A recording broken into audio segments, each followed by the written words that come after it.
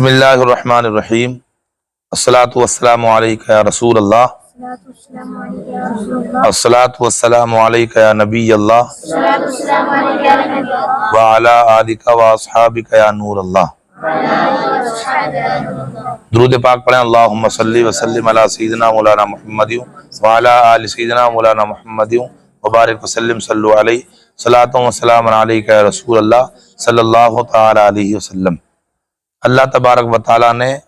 قرآن پاک میں ارشاد فرمایا وما اصابکم من مصیبت فبما کسبت ایدیکم ویعفو عن کثیر، اور تم پر جو مصیبت پہنچی ہے، تم پر جو پریشانیاں کوئی دقتیں اگر ہم پر آئی ہیں تو وہ ہمارے ہاتھوں کی کمائی ہے،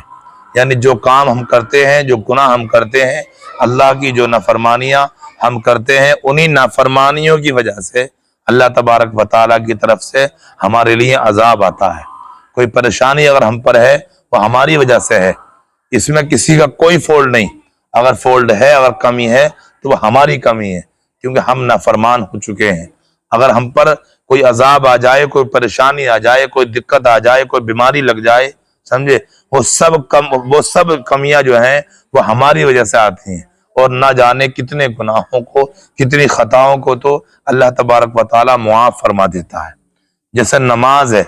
نماز ایک اتنی بڑی اہمیت کی چیز ہے کہ جب ہم نماز پڑھتے ہیں، اللہ کی بارگاہ میں سر جھکاتے ہیں، نمازوں کی پابندی کرتے ہیں، تو اللہ تبارک و تعالیٰ ہمارے بہت سے گناہوں کو معاف فرما دیتا ہے۔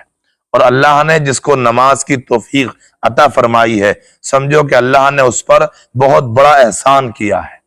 احسان ہمارا نہیں اگر ہم نماز پڑھتے ہیں، ہم یہ نہ سمجھے کہ اگر ہم نماز پڑھتے ہیں تو کسی پر احسان کرتے ہیں، بلکہ یہ سمجھیں کہ اگر ہم نماز پڑھتے ہیں تو اللہ کا ہم پر یہ احسان، میرے آقا فرماتے ہیں کہ اللہ کا بندے پر سب سے بڑا احسان یہ ہے کہ اللہ نے بندے کو نماز پڑھنے کی توفیق عطا فرمائی ہے۔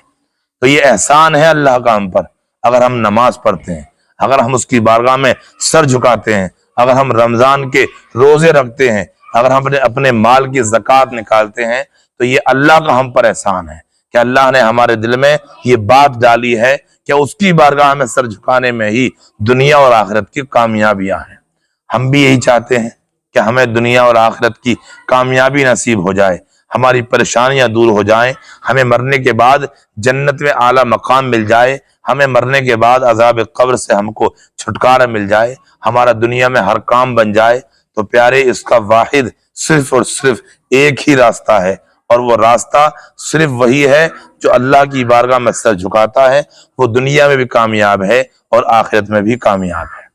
کامیابی اسی کے لیے ہے، سمجھے، کامیابی اسی کے قدم چومتی ہے جو اللہ کی بارگاہ میں سر جھکاتا ہے، کامیابی اسی کے قدم چومتی ہے جو اللہ کو راضی کرتا ہے۔ جس نے اللہ کو راضی کرنے کے لیے اپنی زندگی کو گزارا ہے تو قیامت کے دن اللہ تبارک و تعالیٰ اس کو جنت میں داخل فرما کر اس کو راضی کر دے گا، سمجھے۔ اگر آج ہم نے اللہ کو راضی کرنا چاہا، اللہ کی فرما برداری کر کے، اللہ کی مرضی کے کام کر کے اگر دنیا میں ہم نے اللہ کو راضی کیا تو قیامت کے دن اللہ تبارک و تعالیٰ ہماری مرضی کا کام کر کے ہم کو راضی کر لے گا، سمجھے آپ۔ بس یہ ایسے مانا کہ یہی ایک بدلہ ہے۔ اگر ہم دنیا میں اللہ کو راضی کریں گے، اس کی مرضی کے کام کریں گے، تو قیامت کے دن اللہ تبارک و تعالیٰ ہماری مرضی کا کام کر کے ہم کو راضی کر دے گا، اور ہم خوش ہو جائیں گے کہ اللہ نے ہماری نیکیوں کا بدلہ، اللہ نے اپنی رحمت کاملہ سے ہم کو جنت میں اعلیٰ مقام عطا فرما دیا۔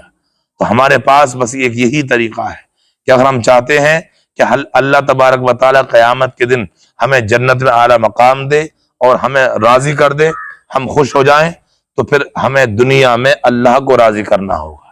سمجھے۔ ہم اللہ کو راضی کریں، اللہ کی مرضی کے مطابق زندگی گزاریں، اذان ہوئی نماز پڑھیں، وضو کریں،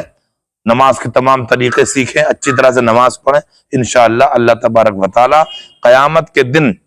اپنے محبوب کے صدقے میں جنت عطا فرما کر کے ہم سب کو راضی کر دے گا۔ اللہ تبارک و تعالیٰ ہم سب کے دلوں میں اپنا خوف پیدا فرمائے، نماز پنجگانہ کا شوق و ذوق پیدا فرمائے، آمین بجاہ النبی امین صلی اللہ تعالی علیہ وسلم۔ السلام علیکم۔